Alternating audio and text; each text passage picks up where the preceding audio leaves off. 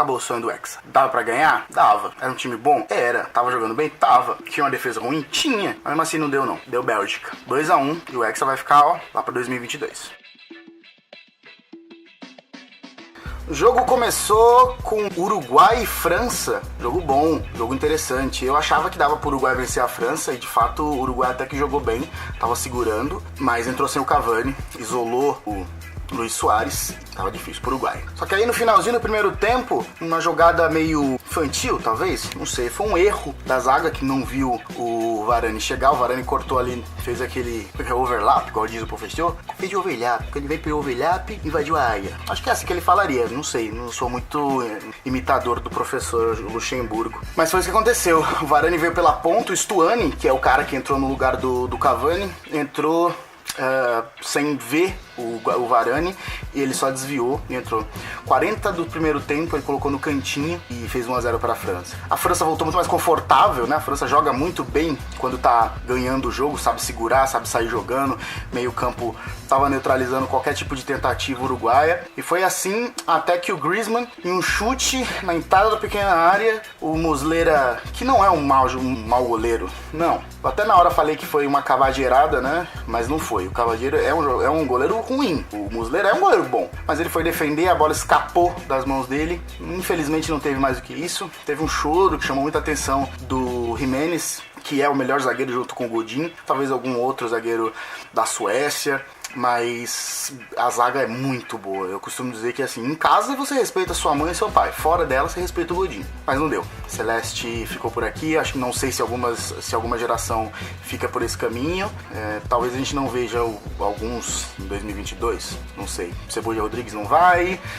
Acho que alguns outros não vão, o Soares não sei, mas infelizmente ficou por aí. Eu torcia muito, acho que era a zebra da Copa pra mim, sempre é a zebra que eu mais gosto, o Uruguai, mas ficou pelo caminho. E aí começou o jogo do Brasil e Bélgica. Quem viu pré-Copa, quem viu o começo da Copa, quem é um pouquinho crítico, sabe que era totalmente possível o Brasil perder para a Bélgica. Não é um timeco. A Bélgica, embora alguns dos jogadores mais esperados para serem os melhores jogadores da Copa não estavam rendendo até ali, mas talvez eles nem precisassem render, porque eles pegaram um grupo bem fraco, fizeram o feijão com arroz no grupo deles. Tô falando especificamente do Lukaku, que até vinha fazendo uma boa partida, uma boa Copa, Hazard e do De Bruyne vinham fazendo feijão com arroz até aqui. A seleção brasileira empolgava, ora não empolgava, as últimas partidas, muita pressão no primeiro tempo, mas no segundo tempo tinha feito bons jogos, mas hoje parece que a coisa não funcionou. O Brasil no primeiro tempo até atacou no começo, tentou atacar a Bélgica, mas o Hazard tava num dia daqueles iluminados, lembrou muito o Zidane em 2006. O Zidane em 2006,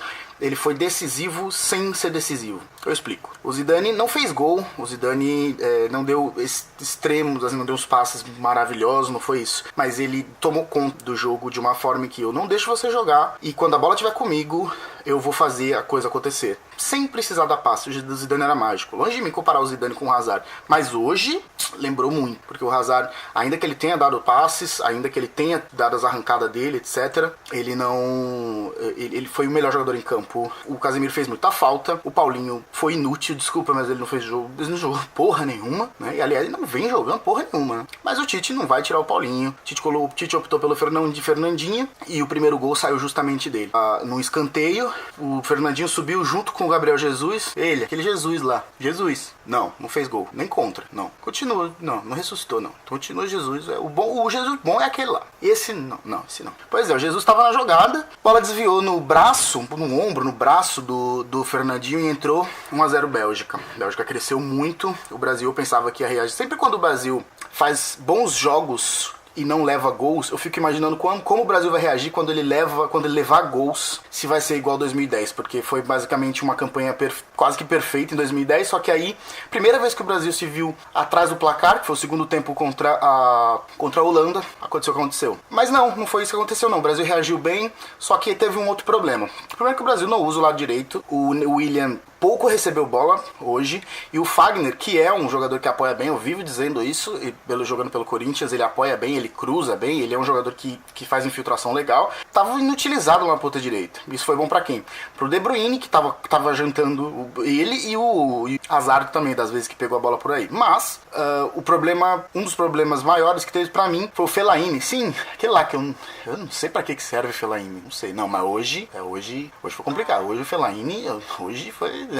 Eu descobri pra que serve o Fellaini. Pelo menos contra o Neymar, ele serve pra jantar ele. Porque o Neymar não jogou bola, porque o Fellaini não deixou. Foi basicamente isso. Em uma dessas subidas do Brasil, teve um contra-ataque para a Bélgica, o De Bruyne e o Lukaku desceram, meio que tabelaram, aliás, Lukaku, o DHL, né? De Bruyne, Hazard, Lukaku, eles sempre estavam descendo, e em uma dessas descidas, o De Bruyne, sem marcação nenhuma, bateu no cantinho e fez 2-0. Acabou o jogo. Pelo menos no primeiro tempo não tinha mais o que fazer. O Brasil tinha 45 minutos para mudar. Voltou para o segundo tempo, voltou melhor.